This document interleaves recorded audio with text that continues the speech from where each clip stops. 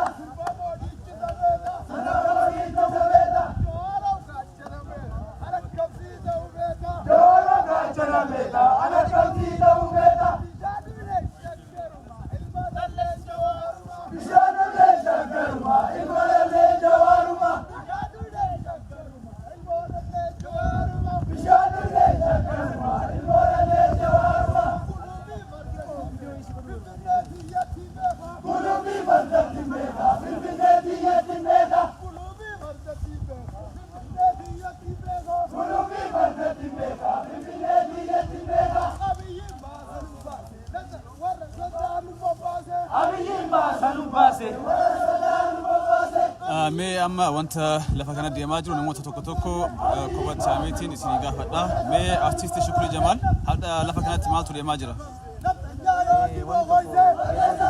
Mana tokko akka gammadu isaan godhee guyyaa 8ffaa jiranii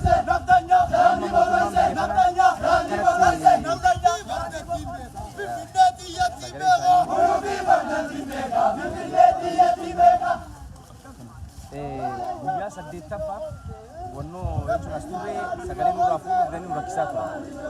Islaafu deebii isaanii san nuu deebisanii mootummaa kanarratti isaan qaanyeessuudha wanni guddaan. Wanta sagaleen garuu dhagama olaalaa jiru. Sagalee garas.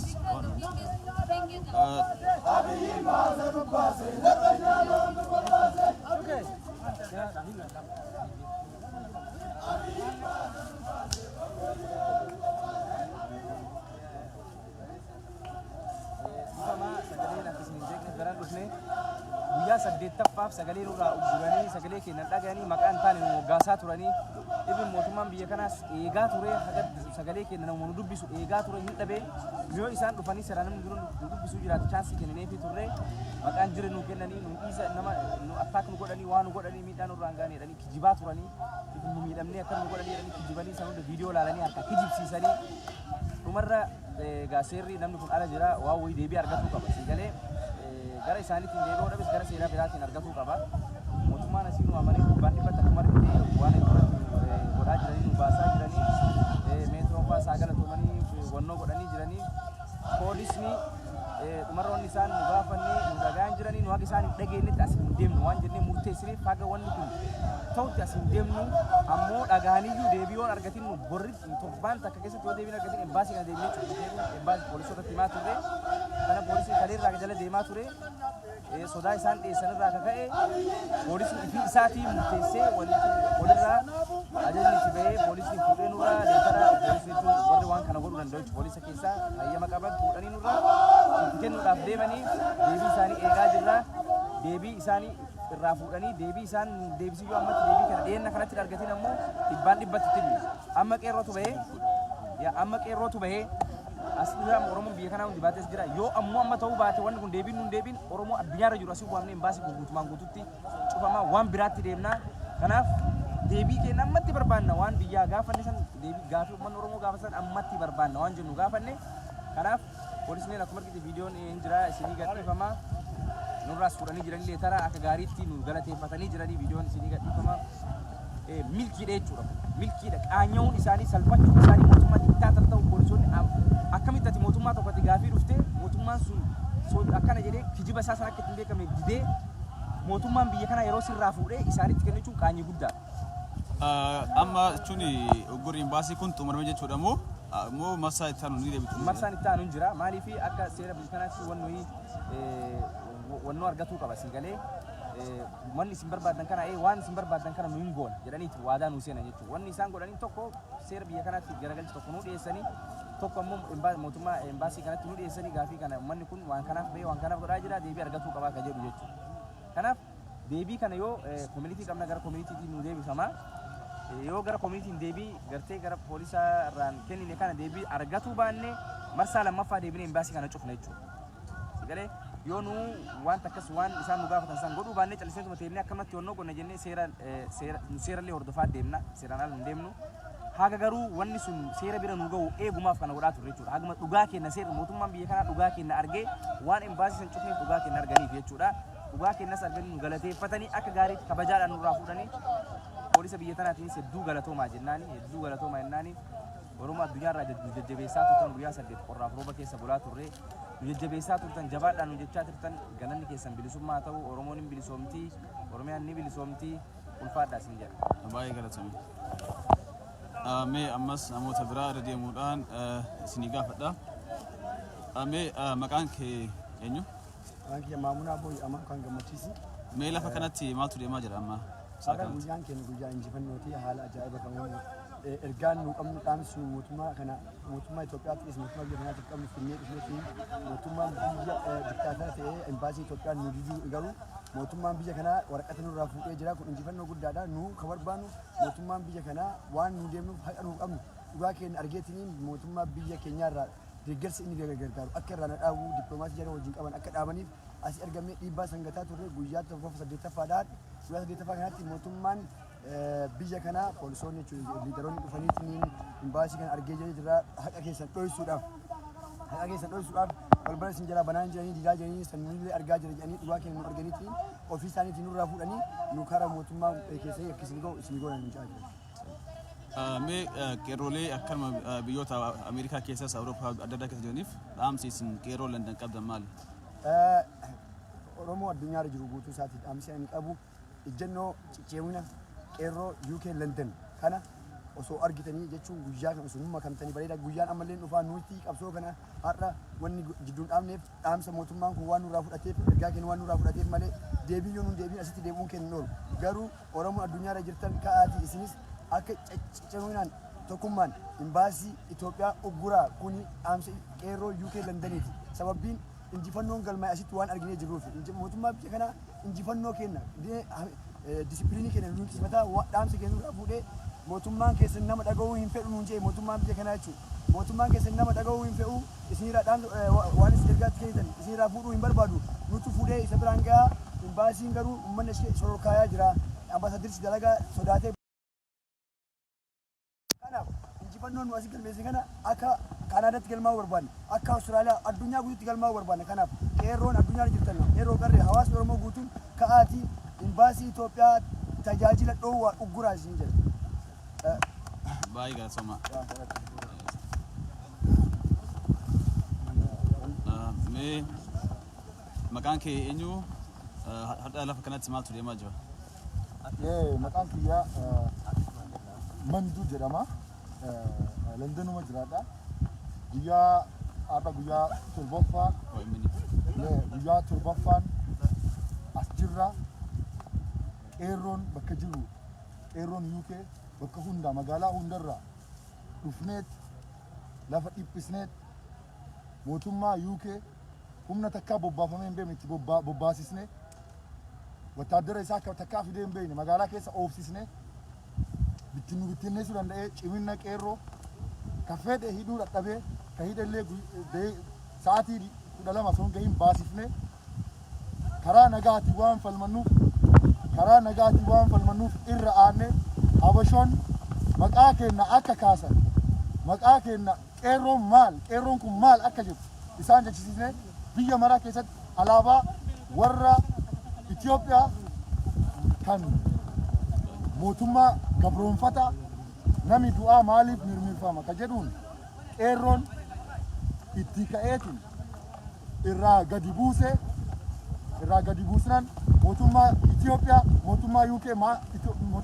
mootummaa UK asoo isin jirtanii alaabaan akkamii bu'aa jedhuudhaan boo'ee kadhateet alaabaa isaanii san irratti deeffatan isin galee kanaafiyyuu nun borillee iftaanillee asuma jira Londonuma jira warroota nafxanyaa biyya kana keessatti akkasiin sochii isaanii hin goone gochuudhaaf qophiidha.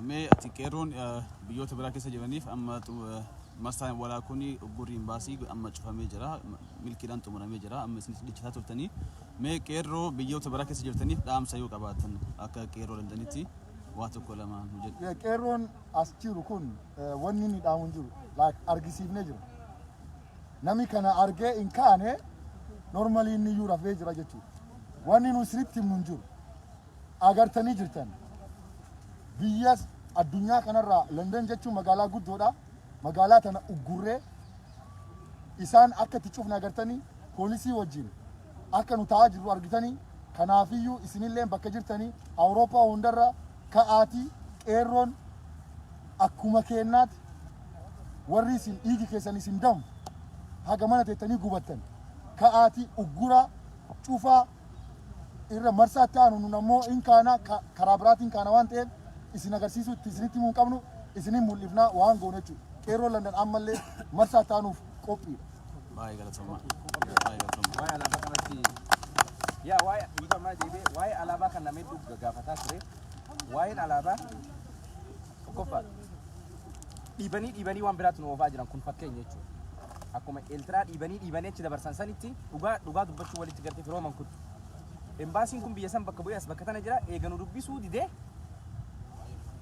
sigalee ummanni inni dubbisuu didee kabajaa dhabee gartee nuuf kabajaa dhabee isaaniif kabaja yoo kabajaa ummataa kennan nu kabajaa isaanii kennan yoo isaan seera eegan nu isaanii seera eegan kan amanuu qaban kanaaf ijoolleen immaa yeroo san emotional taanee turre emotional taanii jiranii gaafii waan deebii nu dhabanii nama dhiibuu nurratti maqaa nu balleessuu godhaa turaniif akka dandeenyus garsiifne jechuudha akkuma alaabaan kun fannifame gara biraa nu dhiibina ammallee akka oromiyaa masanillee gara biraa nu dhiibina kanaaf kabajaan gaafii ummata oromoo deebisa kabajaan isin gaafatu jirra gaafii kabajaa ummata oromoo hidhamtoota gadhiisa waan gaafii ummata oromoo isin gaafatu deebisa waraana oromiyaa irraa kaasa dhiibdanii karaa eeltiraa san nu akka eeltiraan gartee waliin dhoofnu maqaa waa jennee jirra adabadhaa waan namni yaanne nama yaachisina isinin jenna kana ibsuu barbaadeetu waa'ee alaabaa jechuudha galatooma Salamee waa'ee galatooma mee dubartoota tokkoofis carraa kenneetiin wanta asitti ta'aa jiru dubartoota isin gaafadha.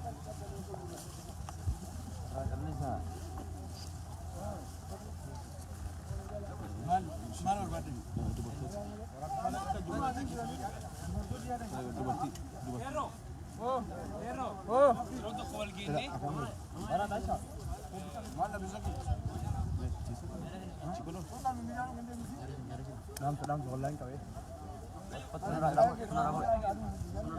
maali nama karaa dheeraa deemaa dhufee koominitii biyyoota garaagaraa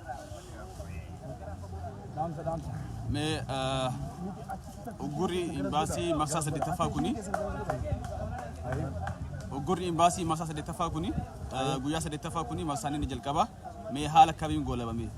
Tokko farratti qeerroo walumaa galatti iyyuu keetiin hedduu takkaa galatoomanii maaliif kootaan bira dhaabadha warroonni dhufanii bira dhaabatan hedduu takkaa galatoomanii qeerroon waan baateef waraqaa hayyamaan deemne sirgalee karaa seeraatiin waan deemnuuf mootummaa jarri nu tuffatanii warri imbaasii kana keessa dalagan nu tuffatanii mootummatti waraqaa kenna iyyannoo kennan galfannee mootummaa irraa waan barbaannu argannee jirra kanaafiyyuu amma waraqaa san galfannee sirgalee jeequmsaan hin dhufne hin deemnaa qeerroo karoora qabdi beetee waan waraqaa kana galfanneef deebii isaa hin eegganna so like wanni itti aanumaa inni qeerroon galfattee waraqaa kana deebii mootummaa irraa eeggannaa mootummaan gaafa deebii kana nu deebise qeerroon pilaanii lammaffaa qabdii wal mari'attii wal dhageettii haa galatoomanii warri as dhufe martinuu warri bakka biraallee ta'ee osoo dhufuu hin dandeenye yaadaan nama deeggarii nama jajjabeessa galatoomaa kanaafiyyuu pilaanii lammaffaa baafannee haga hiriira kana walitti deebinutti hadhaa waan mari'annee siigalee hoogganaan keenya immoo warri indas nama jedhuun nu qeerroo wal dhageennaa hoogganaan namuu hin qabnu hoogganaan keenya qeerroomaa fi qarree asitti siigalee bakka kamittiyyuu wanni ta'uu qabu qeerroo fi qarree yoo wal dhagaye hoogganaan barbaaduti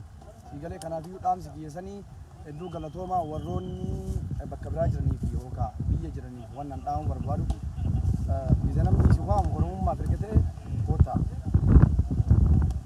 tokkoffaa wal jabeessaa wal dura deemnaa wal dhageennaa wal jaannaa wal kabajnaa hedduu takka ulfaadhaa galatoomaa. Mee atis dhaamsa yoo qabaatte dhaamsa kee Ijoollee kunniin garan deebi'ee yaada wanni godha. I would like to say a few things. We are out here, the 7th day we've been protesting in front of the Ethiopian embassy.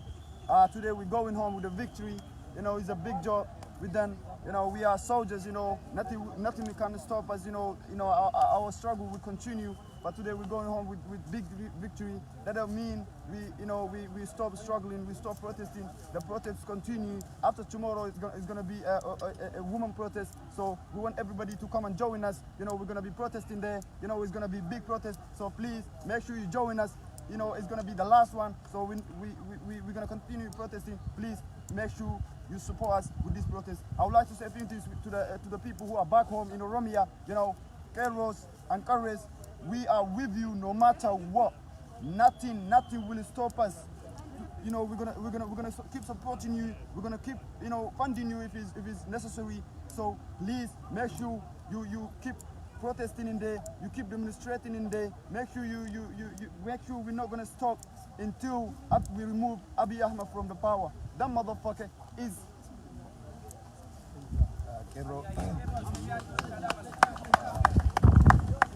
qeerroo biyya jiraniif dhaamsa qaba. Qeerroo akkuma agartan duubatti qeerroon hedduun biyya keessa jiru baqattummaa kana keessatti argamna. Nu biyya baqanneellee qeerroon qeerrooma jechuudha. Wanni duubatti nu deebisin jiru ilmaan Oromoo afaan rasaasa afaan mootummaa nafxanyaa qawwee dura dhaabbataa jirte nu immoo asitti roobaa fi aduullee hin jenne isin wajjin jirraa jabaadha itti aansuudhaan immoo warri UK keessa jiru hagana qofaa miti nu jechuudha. Hagana qofaa miti wanteen nu dhaqqabaa jedhan sa'aa barbaadutti warri nuun argamin illee jira yaadannu faana jiraadha garuu hoo hin danda'in illee jechuudha. So kanaafuu ilmaan Oromoo qaqqaalee wal dandeenyee wal kabajnee wal bira haa dhaabannu because ilmaan Oromoo obboleeyyan tennaa afaan rasaasa durayyuu dhaabachuu jirtanii nu immoo dalagaa kennayyuu dhiifneetiin hoo dhufnellee hooma takka illee rakkoo hin qabu jechuudha. Dalagaa hin arganne dalagaa hin baata dalagaadhaan seentaa jechuudha. So kanaafuu ilmaan Oromoo obboleeyyan kennayyuu afaan rasaasa dura dhaabachuu jirra waan asitti nu jiru akkana keessa jirra. So kanaafuu wal bira dhaabachuun dirqama come join us you guys. Thank you.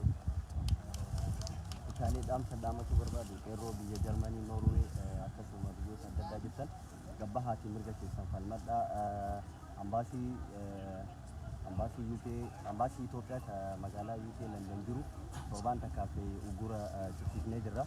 warroonni Jarmanii jirtan akkasuma Kanaadaa Awustiraaliyaa biyyoota addunyaa jirtan mara bahaati mirga keessanii falmadha jettanii waan isin dhufin jiru qeerroon torbaan takkaaf rooba keessa roobee mana dhabee mana osoo qabu mana isaa dhiisee ala galee torbaan takka guutuu ala jira bahaati imbaasii Itoophiyaa cufsiisaatii falmadha homaa isin godhan jedha galatoon. Qeerroo dhaamsa tokko maali keessummaa qabnaami qaamatu as nu jira malee yaadni keenya biyya jira. Aadaa qabna aadaa kennaan bulla Oromoon keessummaa namatti dhufe hin bulfataa kanaaf keessummaa karaa dheeraarraa dhufan keessummoota keenya bulfannee nagaan borganama isin geggeessinaa ka gartee naannoo faffagoorraa dhuftanii Scotland irraa Birmingham irraa Manchester irraa Liverpool irraa bakka hundarraa yoo warra dhuftan kabajaan gartee isiniin galan mana keenyatti hundinuuti jechuudha nu wajjin isin keessummoota keenya kanaaf mee isinis yaada qabdan achirraa gartanii waan kana fuutanii uummata dhufuu hin dandeenyeef geessitan waan ta'eef akka baasanii duratti nu wannoo jettan barbaannaa jalqaba London irraa eegallee eegalchi koominitii hundinuu akka nu waasaa nu gootan barbaanna. Dibesso. Qeerroo jirtu? Jirtu. Yaa qeerroo kunoo as geenne qabsoon torbaan tokko dura labsine akka gaaritti deemnee injifannoo gurguddaa galmeessinee waan hin feene galma geessinee jirra. Maaliif qabsoon keenya hin eegale malee hin xumurre yeroo hara baafannaa qabsoo ammaa booda itti deemu guyyaa hadhaa irraa eegallee isa labsine hadhaa asirratti xumurra. Labsii kanarratti halkanii guyyaa roobaa caamaan otoo hin dadhabin nooliin dhaabbattanii ifaajjanii kaayoo murteessinee ittiin kaane galmaan gahuudhaaf nooliin jiraachuu keessaniif qeerroon xiqqaa guddaan kabajaa guddaan isiniif haa ta'u jechuu barbaada.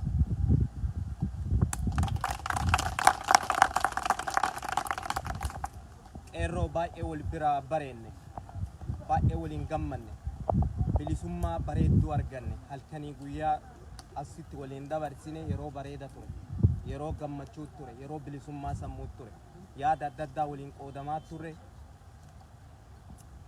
yoo rabbi jedhe qabsoo keessaniin murannoo Oromootiif murannoo qabsoo qeerroo Oromoo biyyaatii fi biyya addunyaa irra jiran hundaan ummanni Oromoo boqonnaa argatee hidhamuu irraa ajjeefamuu irraa boqonnaa argatee biyya isaa irratti abbaa ta'ee kabajamee jiraata. Kana kan godhu humna qeerrooti humna Oromoo hundaati. Kana abdiidhaan haga kana galmaan geennutti ammoo itti deemna qabsoon keenya itti fufa jabaadhaa isiniin jechuu barbaada. Itti dabalee qarreen keenya akkuma dhiirota nu wajjin taa'aa halkan bulan nu wajjin taa'uu qofaa miti galanii shaayii nuu fidanii nyaata nuu fidanii ciree nuu fidanii laaqana nuu fidanii irbaata nuu fidanii nu wajjin jiran haadhota mana keessa jiran ijoollee qaban tasa dhufuu hin dandeenye kana ammoo achi taa'anii akka nuti argitanii hin dheebonne hin beelofne nu waliin jiran baay'ee galatoomaa ulfaadhaa isiniin jechuu barbaanna. Akkasumas abboota keenya kanneen haalli adda addaa hin tolleef kan ammoo yaadaan nu bira jiran kan nu bilbilan keessattuu magaalaa garaagaraa irraa nu dubbisaa waan danda'aniin nu cinaa dhaabbatan hawaasonni akkasumas ammoo bakka bu'oonni hawaasaa bakka bu'oonni dubartootaa warri nu dubbisaa turtan hedduu galatoomaa ulfaadhaa isiniin jenna akkasumas ammoo hawaasonni keenya iddoo fagoo irraa deemtanii halkanii guyyaan waliin dhaabbataa turtan ammas as nu waliin kan jirtan magaalota UK adda addaa irraa kan as jirtan ulfaadhaa kabajamaa akkasumas ammoo kabajaan keessan kan argitanii bilisummaa uummata Oromootiin kan rabbiin isin ga'usni haa ta'u jabaadhaa ammas waliin jirraa qabsoon itti fuuftii kanaaf warri ammas as jirtan qeerroon keenya qeerroon Landan wal geenne iddoo tokko deemnee keessummaan waliin jiran simanna ulfinnaan geggeessina habuluun ammoo ni bulchina guyyaa boruu hariira jira hariira dubartootaati hariira dubartoota qeerroon keenya bareechuuf nurra jira waan isaanii barbaachisuun bira dhaabbachuun nurra jira kanaaf ilaala qabsoon keenya nuti boqonnaa fudhataa jirra malee qabsoon deemaa jirti jechuudha akkasitti haa hubannu galatooma ulfaadhaa isiniin jechuu barbaada. Hawaasa Scotland irraa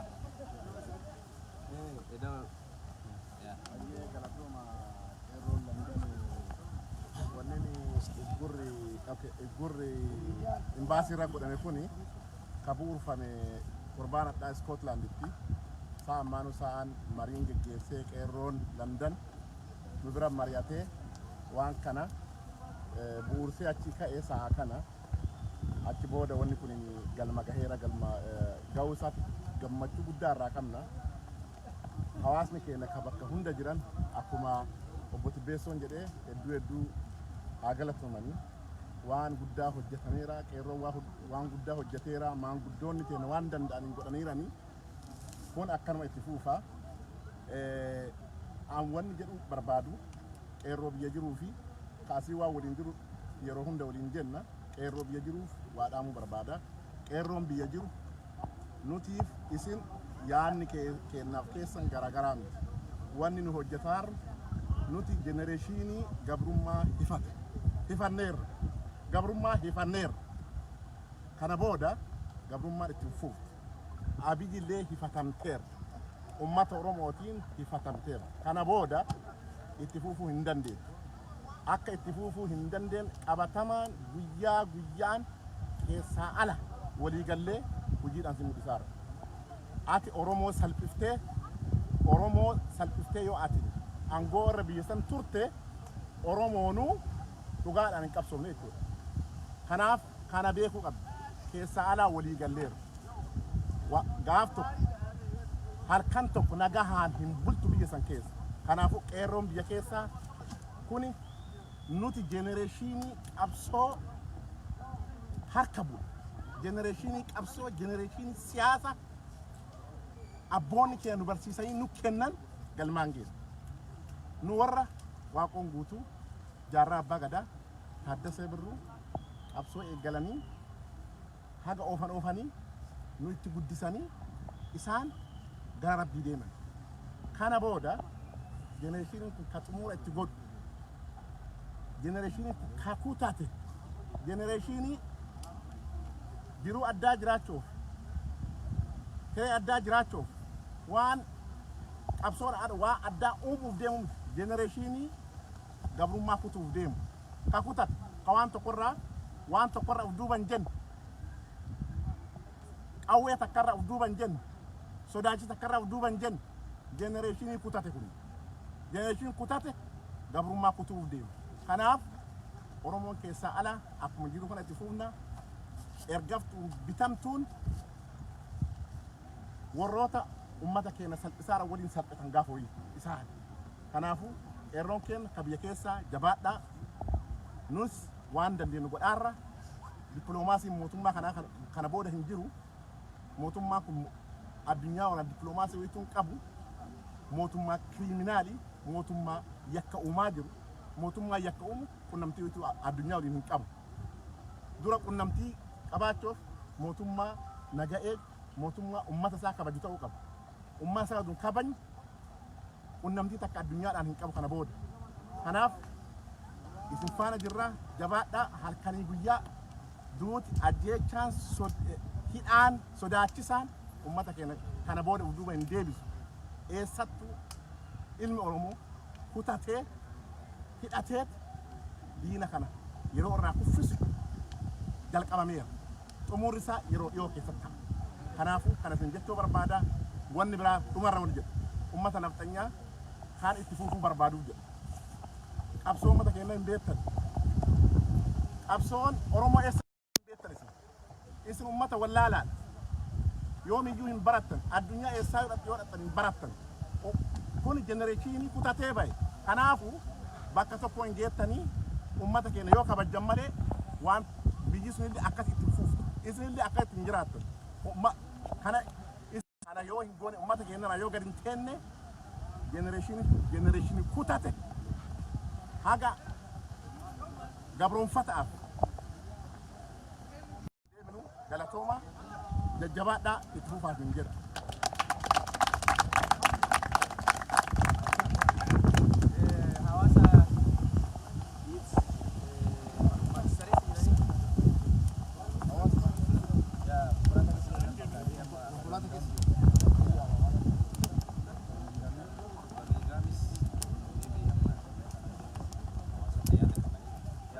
Ada kabdan.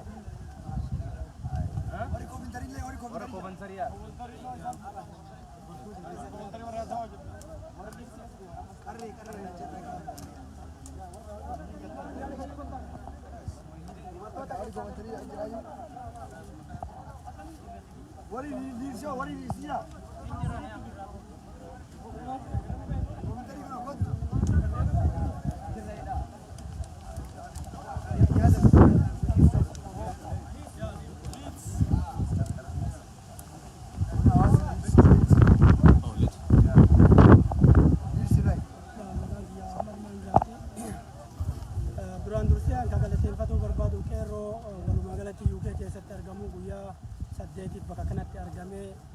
Wanni asirratti dabarsee ture waan hedduu nama boonsuu waan hedduu nama gammachiisuu haamileen walirratti akkasuma haawwonni obboleeyyan manguddoonni wareegama guddaa kafalan jechaadha. Nullee akka haamileen itti horanii asitti galgalaan ganamaan lafa fagoo deemanii nyaata dalaganii asitti hawaasa kana fidanii hawaasa kana tokkoon duratti waan hedduu boonsatu dalagamee nullee akkasuma hawaasa keenya magaalaa Liisitirraa kaanee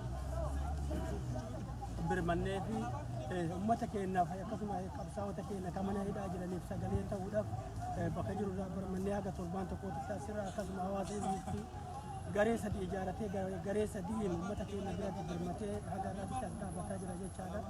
Kanaaf hawaasni keenya qeerroon biyya keessaa jabaatanii tokkummaan waan isaan biyyaa godhan falmii isaan biyyaa godhaa jiran nullee asitti godhaa jirra dura dhaabbataa jirra mootummaa gabroonfataa kana ofirraa kuffisuuf yoomuu tokkummaan keenya jabaadha haga danda'ameen gantuuf keessaa baasaa hawaasa kana bira dhaabbatu warroota hidhaman kana hidhaa keessaa baasuuf tokkummaan keenya itti fufa jechaadha. Akkasuma ammallee wanti kun guyyaa irratti xumurre malee ammallee itti fufaa gaafa itti fufu hawaasni keenya magaalota hundarra hirmaatee wal gargaaree wal tokkoomsee akka addunyaatitti wal bira dhaabbannee guyyaa tokko osoo ta'ee hedduu gaariidha jechuu barbaada. Akkasumas qeerroon Landan keessa jiran wareegama guddaa nuuf godhanii dhugaatiin bishaaniin hawaasa kana waan isaan uffatanii bira dhaabbatanii uffata galanii shaaworii irraa dhiqanii irraa jijjiiruu wareegama guddaatu kafalee jechaadha. Tokkummaan keenya asirratti agarsiifamee jira. Mootummaan nafxanyaa sirna kaleessa nurratti deebisee nu dhiituuf deemaa jiru san dura dhaabbatanii maalummaa keenyatti agarsiifnee jirra. Qeerroo jarri ashabbaarii nuuf jedhan sun nuna akka ashabbaartota hin ta'in akka bilisummaa akka karaa seeratti hin falmannu. Kanaaf tokkummaan keenya itti fufaa dhaamsi biraa immoo qabu. Guyyaa boruu hiriira dubartootaatu jira. Hiriira dubartootaa sanirratti illee argamnee warri as bullee dubartoota keenya waliin duuban dhaabbannee hiriirree isaanillee sagalee akka taanee saba keenya isaa waliin sagalee taanu jechuu barbaada. Akkasuma hedduu galatooma hawaasni keenya dubartoonni dargaggoonni hayyoonni galata qabdanii galanni keessan bilisummaa ta'u jechuu barbaada.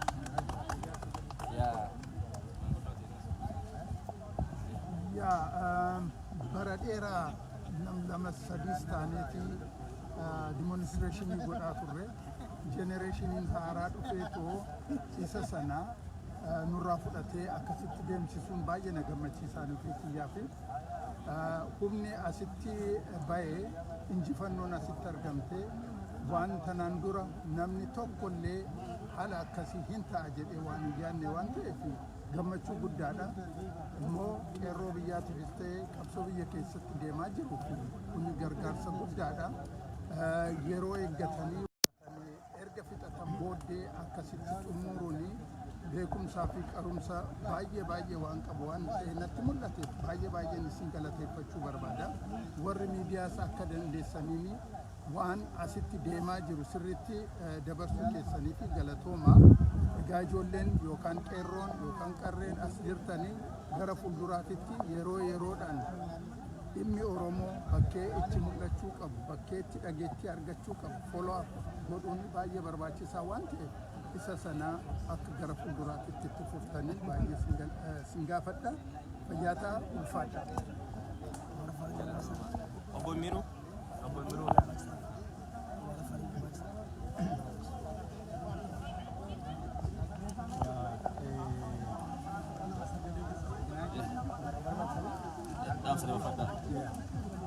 Ani maqaan koo Imruu jedhama. Torban tokko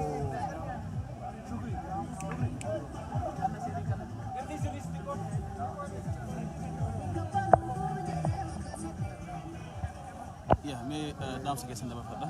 Torban tokko guutuu bakka kana ala guyyaas halkanis asturuun qoosaa miti. Kunis immoo qananiidhaa fi otoo hin taane rakkoo jiru kan inni ilaalutti himachuufidha. Egaa hiriira kanarraa guyyaa fi halkan asturuurraa wanti argame embaasii kana ugguruun danda'ameera. Torban tokkoo fi galii argatanii dhabuuni akkasumas immoo waajjira keessa galanii hojii hojjechuu hanqachuu jechuun humni jabaan tokko ka'ee waa hundumaa gochuu akka danda'u agarsiisa kun jechaadha. Uummanni keenya biyya keessa humna cimaadhaanii kana duras mootummaa galagashaniiru ammas immoo mootummaa isaa hin taane galagashuu akka danda'an kanumarraa hubachuu danda'ama jechaadha. Asittis inni biyyaa bahee as dhufe kuni ka biyya jiru hin daganne waanuma isaan jedhan hordofee asitti kunoo waan barbaachisu hojjetaa jira jechaadha. Kanaaf tokko torban tokko guutuu asturuun galii argamu ugguruu danda'uudha. Lammata immoo waan asirratti hojjetame kun addunyaatti beekameera jechaadha. Addunyaatti beekamuu jechaan immoo rakkoo Oromoo gaaffii Oromoo hamma tokko fuulduratti tarkaanfachiisuu danda'eera jechaadha. Kanadha kan irraa barachuu dandeenyu. Kanis immoo itti gammannu kanadha jechaadha. Kana booda asturuun barbaachisaa miti. Waan barbaachisu fiixaan waan bahee fi kaayyoo ittiin ka'an asitti wanta gochuu barbaadan wanta raawwatamee fi qeerroo fi qarreen har'arraa ka'anii gara manaatti galuu jechaadha. Gara manaatti galuu kana booda asturuun homaa hin barbaachisu waan barbaachisu godhaniiru. Kanaaf qeerroo fi qarreen galata guddaa qabdu jechaadha. Galata guddaa qabdu akkuma jedhame qabsoon asirratti dhaabatu qabsoon itti fufa injifannoo galmeessaa deemna galmeessaa deemtu kun gahaadha jechaadha. Galatooma hiriira nagaa boriirratti akkuma jirutti gootummaatti akka qooda fudhattanii hiriirri nagaa kun kan dubartootaan qindaa'edha. Dubartoonni guyyaa guutuu isin duukaa turanii halkaniif guyyaa isin duukaa turanii isin immoo dabaree keessan deemtanii isaanii wajjin dhaabattu. Gara fuulduraatti deemna baay'ee galatoomaaniif hin jedha. Baay'ee galatoomaa nagaanii gara manaatti deebi'a. Sagantaa gara fuulduraa maal gochuun akka barbaachisu immoo qeerroon keenya gattaa'ee mari'atee itti fufaa jechaadha. Waan gochuu malu karoora baafate jechaadha. Kanumaan galatooma nagaan oola. Baay'ee galatooma.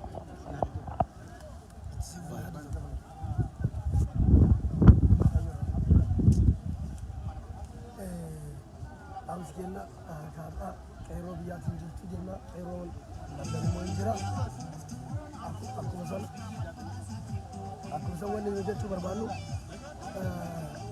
pilaanii keenya waan maraa pilaaniidhaan deemna. Pilaanii baafanne keessa pilaan A, pilaan B, pilaan C jennee waan deemnuuf qeerroon organize ta'ee waan socho'aa jiru pilaanii baafne keessaa kan barbaachisaa ta'e gugurdaa isaa injifannoodhaan galmeessinee jirra.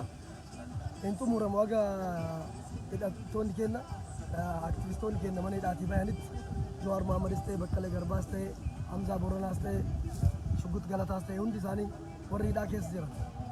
Qeerroodhaan keenyaan haga bahutti qarreedhaan haga bahutti warri hidhaa keessa jiranitti qabsoon itti fufaa pilaanii qabannee pilaanii keenya tokko lama jennee irratti deemnu pilaanii amma akka har'aa xumurrillee pilaaniin keenya haga dhumaatti ittiin dhaabatu haga jara hiinutti itti fufaa pilaanii kaannee san immoo ifa baasuun barbaannu itti aansinee akkasumatti deemuu barbaanna. Wayituma hojiirra oolchinu bichaa qeerroon karaa hojiirra oolcha malee haasaa yaanii miti ka godhu hojiirra oolchuudhaaf itti yaadnee itti qophooyinee itti deebi'uuf jirra. Boris akkasuma qophiin addaa waan kan dubartootaa jiruuf kaarraa waan xumuruuf ka borii sanitti hirmaachuudhaaf akka carraan argamu goone ammas deebinee pilaanii keenya gabiillee itti motoraatiin akkasumatti waan dabarsinuuf injifannoodhaan galmeessaa jira. Qeerroon keenya waa hedduu garsiisee jira. Wanni jedhame mara sobsiisee jira. Injifannoodhaan waan galmeesseef itti fufuu qabna jira. Qeerroon abdiin Oromoo hunda isaatiif hin jira. Injifannoodhaan deemsifna jennaa galatooma. Hawaasa Biraayitaniyaa.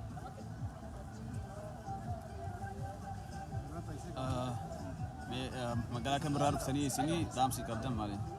Biraayitoon irraa dhufee maqaan kiyyaa jaasanii boruu diidaa jedhanii Biraayitoon irraa nyaataaf dhugaatii fuuneetiin dhufne akkasitti gartee nulleen gargaartuun qeerroo kanaa gartee koominitii bakka fuuneetiin dhufne nyaataaf dhugaatii akkasitti qabanneetiin dhufne qeerroo waan dansaa jirti waan jajjabaa jirti qabsoorra jirti akkuma isin duratti Oromoon jette gartee akkuma maanguddoon jette qabsaan hin kufaa qabsoon itti fufaa akkuma jedhanii qabsuun tan gartee deeggaruuf gartee ka kufaa kufu wanni galaa garuu aga bilisoomnutti aga gartee embaasiin kulleen ba'ee yookaan nam dubbiseetiin karaa qajeelaatti rakkinni biyyi jiru ka bakka maraatti namni keenya du'aa jiru ka dubartii buufataa jiran ka gartee jaarrolee gartee haadha ijjeessanii ilmoo ijjeessanii haadha gubbaa teessisaa jiran ka bakka maraatti gartee haadha gudeedaa ilmoo gudeedaa wal biratti gudeedaa gartee waraanni abiyyi gartee kanatti itti taphataa jiru akka wanni sun dhaabattutti akkoo kan qabsootii ta'enna gartee joornaalistootii gartee mana hidhaatii bahanitti akka mana hidhaa keessaa dhukkubsate gartee murtii haqaa argateetiin gartee achirraa bahutti akka inni qajeelatti akka himamutti qabsoon itti kufaa akkasii nulleen akkasii kanumsa gargaarsaaf jenneetiin nyaata dhugaatii Biraayitoon irraatii bakka fuuneetiin akkasitti asii finnee jabaadhaa isan bira jirraa waan barbaachisaa ta'een alatti biyyatti qeerroo biyyi jiraniis isan waliin jirraa jabaadhaa jennaan akkasii Biraayitoon irraa galatoomatillee. Akkasii akkuma argitan egaa akkuma argitan kanatti hawaasni hundinuu haasaa isinii baranii jiranii hawaasni tokko kun akka hawwannoon xumuramee jennaan kadeemallee ni jiranii galatooma ulfaadha Oromootii waan jiru isin beeksifnaa deebii achi eegas nu dhufullee torban kana eeyina yoo deebii gahaan argatin itti muddina jechuudha. Kanaaf bakka hundaatti muddaa isin jedha galatoomaa isin jaalladha. Baay'ee. Yeah.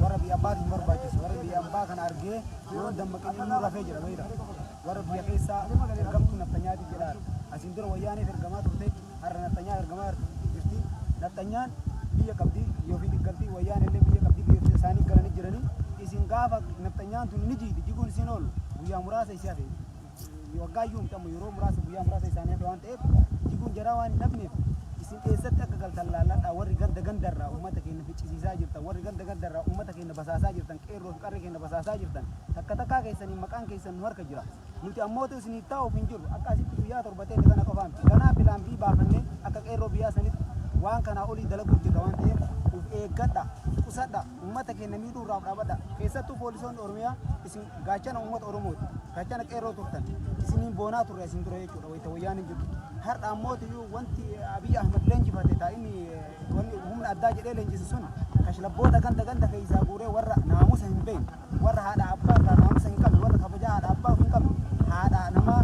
obboleessa ofii obboleettii ofii ajjeesaa jiran gudeedaa jiran waan takkuu argamee hin beekne zamana kana keessatti jaarraa kana keessatti namoonni akkasii tuniin kashlabboonni bakka ganda hin qabne uummata keenya miidhaa warra jirtan tuni isinis ni argattan jennaan guyyaan tokko isinirra geetti waan ta'eef hanga sanii qeerroo fi qarreen keenya warri biyya keessa abdii hin muratinaa nullee yoo danda'ame asiillee yoo kadhadhamu taate gara biyyaatitti illee karaan ittiin deemnu yoo jiraate yoo miyyuu duubatti hin deebine bilisummaa isii fiduudhaaf yeroo muraasatti nu hafe abdiin murattinaatti akkanumatti itti fufaa isin jenna kashlabbootaaf ammoo guyyaa muraasa teessisan tanaaf haga sanii tasnaannaa gaafa sanis namooti yoo bakka itti galtan laalladhaa hanjaa goondariif bojjam isin fudhattuuti warri biyya qabu biyya galaa isin biyyan qabdanii gaafsan akka yoo qurxummii bishaan jala galtan malee bakka hin qabdanii akkasii qurxii keessan beekaa isin jenna galatoomaa injifannoon kan uummata Oromootiif bilisummaan yeroo gaabatu keessatti ni dhufa nagaatti hin jenna.